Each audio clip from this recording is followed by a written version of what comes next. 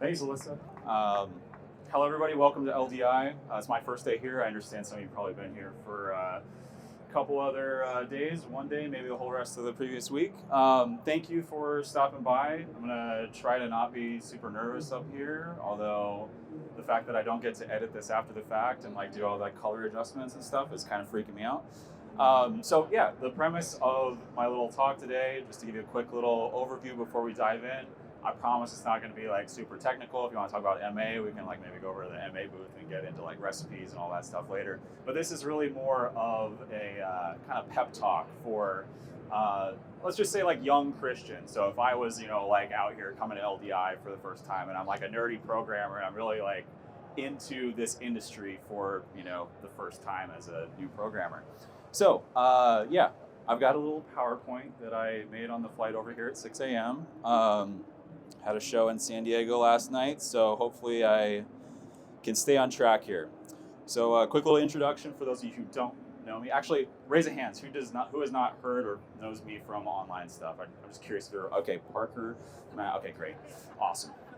Alyssa, yeah, you sent me messages, so you do know who I am. So my name is Christian Jackson. I'm a touring freelance LD designer-ish, but I started life really as a programmer and start life as a programmer. That was my first real thing I did in lighting was programming. I currently tour about 6 different touring DJ acts, and I time code about 200 shows a year, which is like a big workload for just one person. I don't even know how I do it. And yeah, you may recognize me from your computer screen or your phone's YouTube app. So who's this session for? I wanted to make this really accessible for programmers who are just starting to work on larger shows. Maybe you have a lot of experience, sitting MA on PC, whatever your console of choice is, and you're just kind of figuring out the lay of the land. And you want to start working on bigger shows with people who are giving you direction, or you're working directly with an artist. That's something that I really kind of started doing about 5 years ago, is like actually being hired specifically by artists and teams who are giving creative direction, and being able to work with those people over that time has given me this kind of different perspective on programming that I'd like to share with you. Who else here? Yeah, and then finally, I'm sure some of you may be able to what's the right word, Rob? May be able to associate, relate to, yeah. If you're stuck, bored, uninspired, and it's like, oh man, I'm just time coding another song, working on another show. I worked corporate events, so I totally understand how boring it can be. What you will not learn here, however, is how to write macros, what the freeze button does, the pros and cons of recipes versus group queues for all my CAMSYS enjoyers, how to fade up a flyout queue, so move in black to a flyout and then fade that up without messing up the phase. And then how to make counter-rotating variable speed gobo rotation faders. So if you want to learn any of that stuff, we can go over to MA, we can talk about that later. So with that said, the title of this session, stop programming, basically how you're used to programming, is not clickbait. And I feel like, and what I've learned over the last couple years is, our job as programmers is a lot different than what we kind of get. We take it for granted, is what I'm trying to say. And all these fancy consoles, none of these I know how to use at all, are just ways of translating an idea to the stage so your audience can see it. And just as much as I find these interfaces all completely confusing, and the fact that whoever decided to choose one console over the other, that doesn't really matter in the grand scheme of things. So I feel perfectly at home here. You might feel perfectly at home at one of those other consoles. I literally feel comfortable. I feel at home with this console. And this, what I'm going to get into in just a minute here, is totally agnostic of any of these consoles that you may or may not have programmed or even seen before. I think that PRG 676, where is it? This one, I've never even touched this one in person. I really want to learn how to do that one. So just as a reminder, this is me when I started my programming journey. And this is who I'm giving this talk to, right? Okay, the guy with the Casio watch, it's like halfway up the wrist. And the reason I put this picture up is like, I want you guys to know I am just as nerdy now as I was here in this image. And I want to kind of take us a little bit beyond that like nerdy programmer mindset and talk a little bit more about what we can do as programmers and what our primary job is as what I see as translators. So just like how language can bring people together, communicate ideas, we are the translators using these pieces of technology. Let's see. Let me just read this because I felt like this was a good one. I'm going to read this word for word. Our responsibility is to understand how audiences react, consciously or subconsciously, to the production and use that knowledge as an extra tool to evoke emotions and facilitate connection between artists, fans, and the music or whatever show. Maybe you're not doing a music show. So I think it's super important. So how can we reprogram our workflow so that we're not thinking in effects and palettes and cue lists or sequences to accomplish that goal? So I say forget about fixture attributes, forget about all these like cool things, all the cool features everybody's coming out with. Probably not the best place to give this talk. So you know we're all used to using these features for the last like 20 years, programming lights. The reason I have position in here, that'll actually come into play in a later slide. I don't know where you guys all got the idea of like effects generators and like lights moving all the time. Maybe some YouTube channel that may have done that a little too much in the past. So moving beyond just thinking about programming lights, right? It's fun to program lights. You can sit there, play with all the features, do these prism stacking things. We're going to forget about that. We're going to forget about console tricks, at least for now. These things don't really matter when it comes to creating a good-looking show. So we're instead going to embrace tradition, right? So again, you don't have to ditch all those things you've learned from YouTube on your own, you know, through academies, whatever. But let's embrace tradition. Also, Rob, do you recognize any of these? Yeah, Rob's one of the artists that I work for. Give it up for Rob for a second. He's funded a couple of my console purchases, so thank you. So instead, let's think about, instead of programming lights, we're programming the whole stage. You know, we're programming the entire mise-en-scène. We're programming the whole show.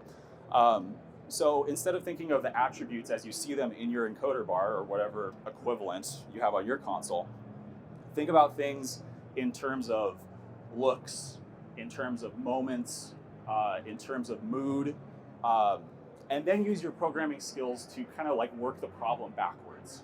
So I know as programmers, as nerds, we kind of like things in order. I know I like to be like very OCD about things in order. But one thing I will say is that when you're working on a show, I found that it is often a lot easier to start from your finished look for a particular section and then build it from there in reverse. And that can happen multiple times during a song, during a set.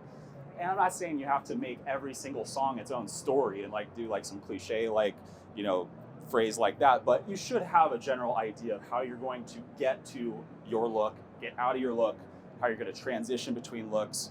And so these are my final kind of like words of wisdom for programmers who are really excited about programming, who are just learning consoles for the first time, to maybe step back and think more about programming the rig rather than programming lights. So I could go a little bit more into detail about this. Time is super important. When I say texture, that's things like how you can communicate to whether it's an artist or the audience, the different types of lights you can use. Like, we all understand that like a beam light looks sharp when it's going through the air, but to be able to match up that type of look with a certain moment in a song, it takes experience, it takes communication with your artist or whomever you're working for. Because you can pull out those big bag of tricks that you've learned by just sitting at the console programming, but don't make it your whole show. Make it so that you can use those to kind of be the sprinkle on top, because you can really still get some cool moments. I know there's a couple moments I've had where like, I'm not like super happy with the way the song looks, and I do something super simple from my bag of tricks that I've learned, and then that becomes like the look for the show. So don't focus too much on having all of those tools at your disposal for every single moment, but use these as a way to amplify those programmer moments so that you can really flex what you've learned on your own, what you've experimented with in the past. I believe, yeah, that is the last slide. So if anybody has any questions, I'm here, IRL. So anybody have any particular questions about this or in general, I'd be happy to answer. How do you deal with roadblock on like a part of the song you just have no idea? Yeah, so the question is, how do I deal with like if you get roadblocked while you're working on a song? I'll just go to the next song, to be honest. I'll leave it, go do some other stuff. I tend to actually program my first set of songs out of order of the set just to kind of see what I can come up with on an individual song-to-song basis. And I won't even do it like I'll ignore color for the whole first like run through of a set. I'll just do it all in black and white, all intensity and positions. And then if I'm reordering the set and figuring out how things are progressing, then we can add in different features like color or aerial effects with gobos, whatever. Yeah. Does that answer your question? All right. I'll listen. My first show. It depends on what you like define as show, I suppose. I started off as like a mobile DJ. That's why I got like the mobile DJ voice, I guess. I don't know. First show where I would like consider it a show, it'd probably be like, I think I was in middle school and I did I'm from Montana, just to preface this. So it's like a lot of, we had a sock hop is what it was called. Okay. So it was like a dance before there were dances, right? You literally like couldn't touch each other, that kind of stuff. So I believe I used some of our family's like TV set speakers and an app or an iTunes playlist. That's technically my first show. Not all at once, yeah.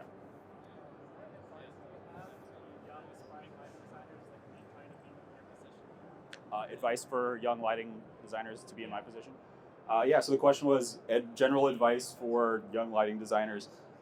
It's coming to places like this, networking, it's kind of toxic, but like always like being available to take work. I hate to say it, but like when you do shows, you get more shows.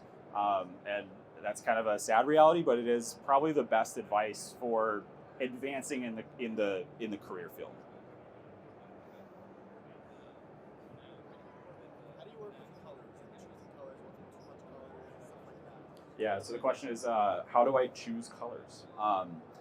It's one of the things out here. It's like mood and energy. Those are like the two things that, because you can have people. I was honestly debating even like putting these as separate things, mood and energy. But choosing colors is, I hate to say that it's vibes, but I mean a lot of it is vibes. There's all sorts of psychology about types of colors and moods and speeding up heart rate, slowing down heart rate. I don't really go too much by that, really. I mean, I like a good CTO. I like a good red and blue and teal. I mean, it's complementary, of course. Try to never do more than 2 at a time. You can maybe get away with like different shades of one color, but yeah, never more than 2 at a time unless you're doing a really cool rainbow look, and then do it all the way, I guess. If you're gonna do it all the way. What about us busking people? It's a great question. I was going to include a topic about this in the slides, so thank you for asking this. I feel like everything in here is fully applicable to busking. It just takes a lot more time. I feel like we feel like our busking file is versatile. I feel like we all think that, but then it's like you're 10 minutes into the set and it's like, okay, I've done everything now. So I think it's really just buckling down and finding ways to do what you would do in timecode, but just in busking. I don't like that answer, but more time making your file better. What about going from busking to timecode? What's like the best way to transition? Yeah, the question is from busking to timecode shows, which is the path that I took. I started purely busking, and now I do almost exclusively timecode. And now I'm going back to busking in a minute. So yeah, I would say you'd be shocked at how many things you can timecode off of your base busk file. The show I had last night in San Diego, I was asked to do the timecode for the intro like 4 hours before the start of the set. I didn't have a console. I just had my laptop, right? And so I'm able to copy and move cues to different pages, and then time code stuff I've already programmed. I don't need to do any new programming. I'm just rearranging and then just like clicking buttons from my busking file into time code, and that can get you most of the way there most of the time. Yes. How would you go about handling creative differences between you and the artist? Yeah, so the question is creative differences between you and the artist. So it's a good question. Usually I'm lucky in the sense that a lot of the creative direction for a song has kind of been painted by the video content that is, it takes a lot more time to create at the forefront. So I'm kind of stuck listening over and over to the song and picking out different moments and different sounds to create with the lights. So it's, I feel lucky that like I don't have the first pass at the look, and you know, it's recoloring things or maybe changing when things are, you know, lighting heavy versus video heavy. That's more of a creative choice for that. I'm happy to like consult with the artists on, like, you know, usually when artists get delivered video content, it's full video content for the entire length of the song or whatever. So you can choose like, okay, then you can kind of make them feel like they have a sense of control over the show when they really don't. And it's actually like, Manipulation. yeah, it's manipulation at its finest. One more? Zero more. Okay. I was going to ask, what's Yeah. next for you? Like, what's something that you aspire to do since you've already done? Yeah. What do I aspire to do? I want to, you know, I know everybody here knows I haven't made videos in a long time, so I'm wanting to get back into that in the next year. I've said that before. I mean it for realsies this time. Totally. Yeah. All right. Thanks for the question. Thanks everybody. Alyssa, do you have anything you want to say? Yeah, I just Okay. want to say thank you. Let's give it up for Christian. Thank you so much, and thank you all for coming. Subscribe to our YouTube, Crowdscene Technology, and we'll upload this. You can share it with your friends. And have a great rest of your LDI. Thanks for coming.